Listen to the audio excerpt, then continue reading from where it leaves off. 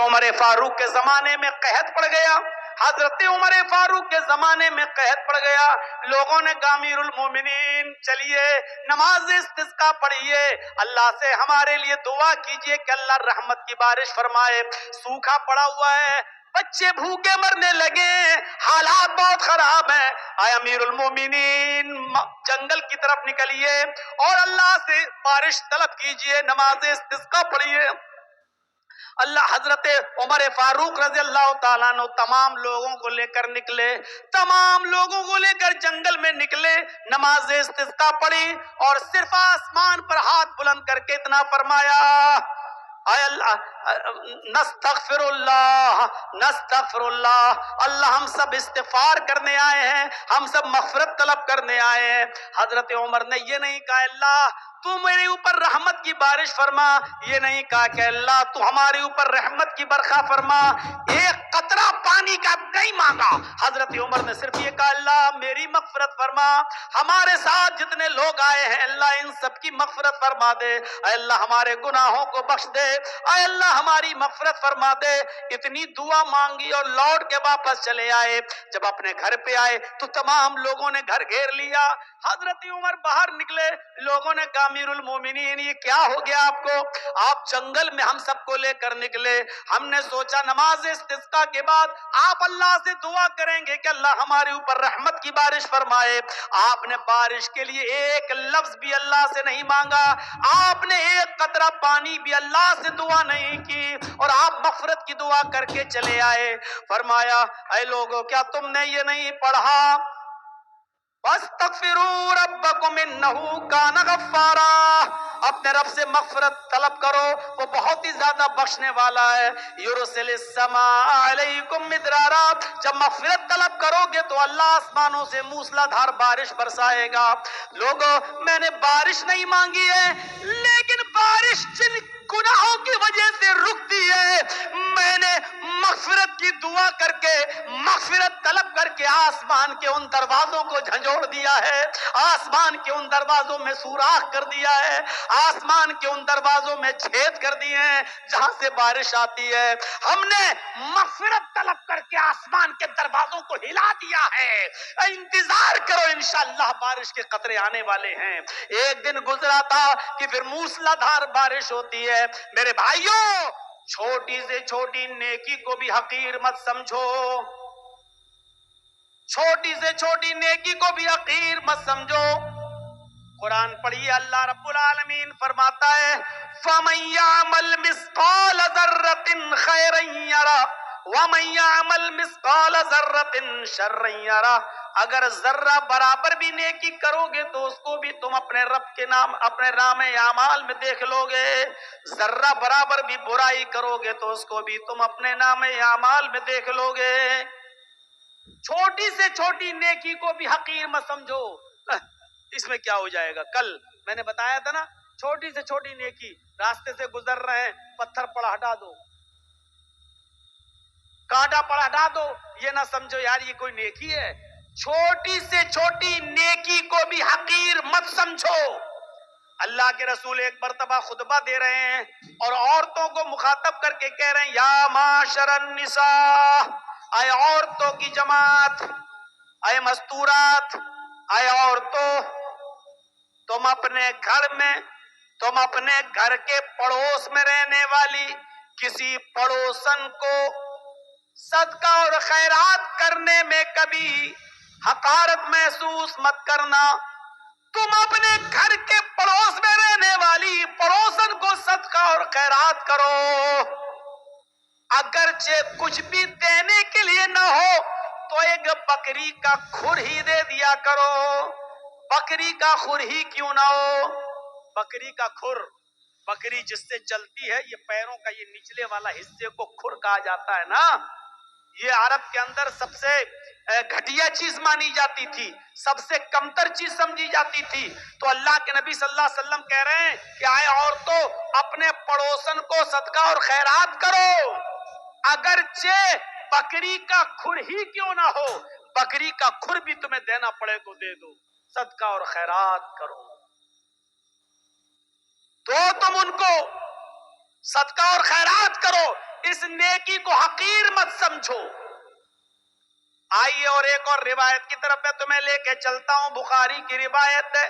اللہ کے نبی صلی اللہ علیہ وسلم فرماتے ہیں فاتقوا النار ولو بشق تمرہ. ولو بشق تمرہ پر غور کرو. فاتقوا النار، لوگوں تم اپنے آپ کو جہنم سے بچاؤ. اپنے آپ کو جہنم سے بچاؤ، آگ سے بچاؤ، دوزخ سے بچاؤ. کیسے بچاؤ؟ وَلَوْ بِشِقِّ تَمْرَةٍ، اگرچہ تمہیں کھجور کا ٹکڑا ہی دینا پڑے اس کو بھی اللہ کے راہ میں صدقہ و خیرات کرو. کھجور تو بڑا ہو گیا، یہ کھجور ہے، یہ کھجور نہیں ہے تمہارے پاس، آدھا کھجور ہے یا اس کا ایک ٹکڑا ہے تمہارے پاس. چوتھائی حصہ، 1/4 ڈیٹ، 1/4 کھجور، ایک کھجور کا بھی چوتھائی حصہ ہے آپ کے پاس.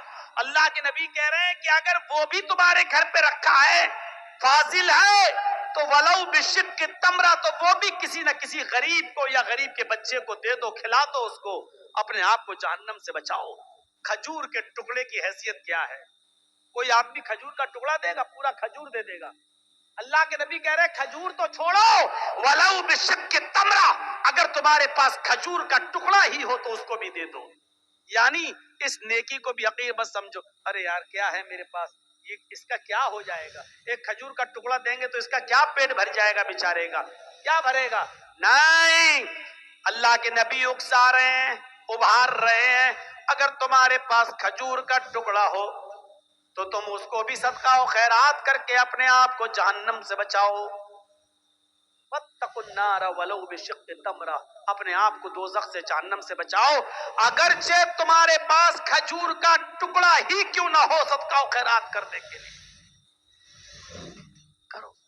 وہ حدیث یاد ہے نا، بخاری کی حضرت عائشہ فرماتی ہے کہ میرے پاس ایک مانگنے والی آئی، جاتنی سائلہ، میرے پاس مانگنے والی آئی، ومعہا صبیان، اس کے ساتھ 2 چھوٹے چھوٹے بچے تھے. مانگنے لگی، میرے پاس ایک کھجور تھی، میں نے وہ کھجور لا کر اس عورت کو دے دیا. اس کھجور نے اس کے 2 ٹکڑے کر دیے، ایک ٹکڑا اس بچے کو دے دیا، ایک ٹکڑا اس بچے کو دے دیا، ایک ٹکڑا اس بچے کو دے دیا، ایک ٹکڑا اس بچے کو دے دیا، اور اپنا خود نہیں کھایا. ان دونوں بچوں نے آدھی آدھی کھجور کھا لی اور چلی گئی وہ عورت اپنے بچے کو لے کر، بچوں کو. اللہ کے نبی صلی اللہ علیہ وسلم جب گھر میں آئے تو حضرت عائشہ نے پورا منظر بیان فرمایا. تو اللہ کے نبی صلی اللہ علیہ وسلم نے فرمایا وجبت علیہ الجنہ، عائشہ جو عورت اپنے بچوں کے کھانے پینے کی آزمائش میں مبتلا کر دی گئی، جو اپنے بچوں کی پرورش میں آزمائی گئی اور اس آزمائش میں پوری اترتی ہے، اس عورت کے اوپر جنت واجب ہے. یعنی اس عورت نے خود بھوکا رہ کر اپنے بچوں کو آدھی آدھی کھجور دے دی، اپنے بچوں کو ٹکڑے دے دیے کھجور کے، خود بھوکی رہ گئی. اللہ تعالیٰ نے اس عورت پر جنت واجب کر دی، یعنی اس عورت کے اوپر جنت فرض ہو گئی، جنت واجب ہو گئی. غور کیجئے، کھجور کا ایک کھجور تھی، حضرت عائشہ نے وہی دے دی. اب آپ کہو گے ایک کھجور میں کیا ہوتا ہے، نہ عورت کا پیٹ بھرا نہ بچوں کا، لیکن حضرت عائشہ نے ایک کھجور تھی وہی دے دی. مسلم شریف کی حدیث میں 3 کھجوروں کا ذکر ہے. ایک کھجور اس عورت، 3 کھجور حضرت عائشہ نے اس عورت کو دے دی. اس عورت نے ایک کھجور اس بچے کو دے دی، ایک کھجور اس بچے کو دے دی، اور ایک کھجور اپنے کھانے کے لیے رکھ لی. بچوں نے اپنی اپنی کھجوریں کھا لی، اور ماں جب کھجور کھانے لگی تو بچے اپنی ماں کے کھجور پر جھپٹ پڑے. ماں کو رحم آ گیا، ماں نے دیکھا کہ بیٹوں نے، میرے بچوں نے اپنی اپنی کھجوریں کھا لی، لیکن ابھی بھوکے. تو ماں نے اپنی کھجور نہیں کھائی، بلکہ اس کھجور کے 2 ٹکڑے کر کے آدھی اس کو دے دی، آدھی اس کو دے دی، اور ان بچوں نے یہ آدھی آدھی کھجور بھی کھا لی اور ماں نے خود کچھ نہیں کھایا. جب حضرت عائشہ نے یہ منظر اللہ کے نبی کو بتایا تو اللہ کے نبی کی آنکھوں میں آنسو آ گئے اور روتے ہوئے فرمایا وجبت علیہ الجنہ، اس عورت نے اپنے اوپر جنت واجب کر لی. کسی بھی نیکی کو حقیر مت سمجھو، چھوٹی سے چھوٹی نیکی کو بھی حقیر مت سمجھو. حضرت ابو بکر صدیق کے دور خلافت میں قحط پڑ گیا. قحط مطلب سوکھا، لوگوں کے پاس کھانے پینے کے لیے اناج نہیں ہے، غلہ نہیں ہے، سوکھا پڑ گیا. ابو بکر کا زمانہ ہے، حضرت عثمان غنی رضی اللہ تعالیٰ عنہ کے پاس ملک شام سے گلہ لدا ہوا اونٹ آئے تھے جس پر گلہ لدا ہوا تھا. اور اونٹ کتنے تھے؟ 1000 اونٹ. 100 نہیں، 10 20 نہیں، 100 200 نہیں، 1000 اونٹ تھا جس پر اناج لدا ہوا تھا، گلہ لدا ہوا تھا. جب مدینے کے تاجروں کو پتا چلا کہ اب عثمان غنی کے پاس 1000 اونٹ ہے گلے سے لدے ہوئے، تو ان کے پاس آئے اور کہنے لگے اے عثمان کیا ان گلے کو بیچو گے؟ حضرت عثمان نے کہا مجھے پروفٹ کیا دو گے، نفع کیا دو گے؟ فرمایا آپ کے 10 روپے کا مال ہم 12 روپے میں لینے کے لیے تیار ہیں. 10 درہم کا مال 12 درہم میں لینے کے لیے تیار ہیں.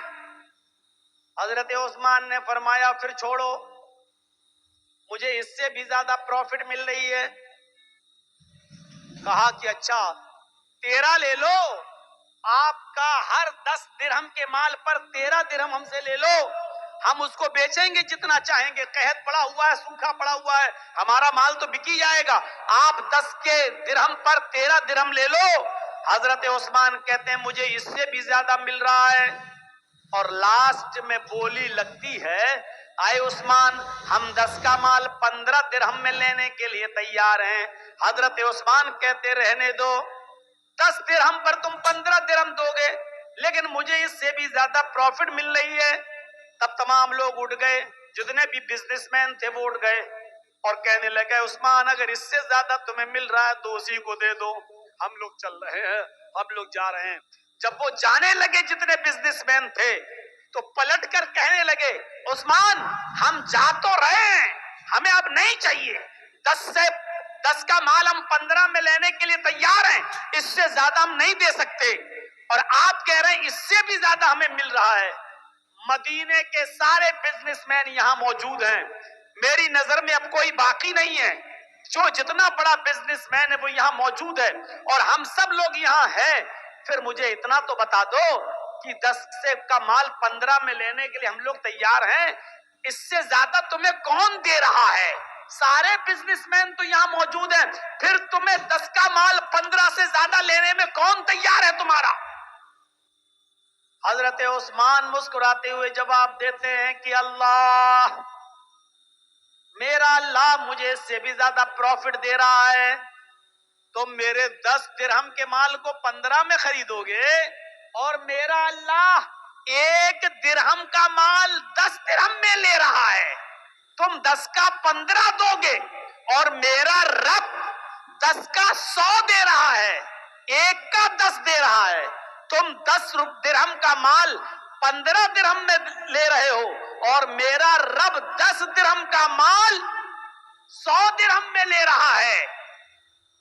یعنی ہم یہ سارا کا سارا مال 1000 گلے سے لدے ہوئے ان اونٹوں پر، جو مال لدا ہوا گلہ لدا ہوا ان اونٹوں پر، ہم یہ سارا کا سارا صدقہ کریں گے، خیرات کریں گے، اللہ کی راہ میں خرچ کر دیں گے، غریبوں اور مسکینوں تک پہنچائیں گے، اور میرا رب 1 درہم کا مال کا ثواب مجھے 10 گنا دے گا، 10 گنا دے گا. یعنی 10 درہم کا ثواب ہمیں 100 درہم کے برابر دے گا. 1000 گلے سے لدے ہوئے اونٹوں کے صدقے کا ثواب 10 گنا بڑھا کر، آپ غور کرو، 1000 کا 10 گنا بڑھا دو تو 10,000 گلے سے لدے ہوئے اونٹوں کا صدقہ کرنے کا ثواب ہمیں ملے گا. اس لیے آپ جائیے، ہمیں آپ کو مال نہیں بیچنا ہے. میں نے کہا چھوٹی سے چھوٹی نیکی کو بھی حقیر مت سمجھو. دیکھو حضرت عثمان غنی کو 10 کا 15 مل رہا تھا، لیکن اس کے باوجود غریبوں میں اور مسکینوں میں سارا کا سارا مال لٹا دیا، خرچ کر دیا، فی سبیل اللہ دے دیا.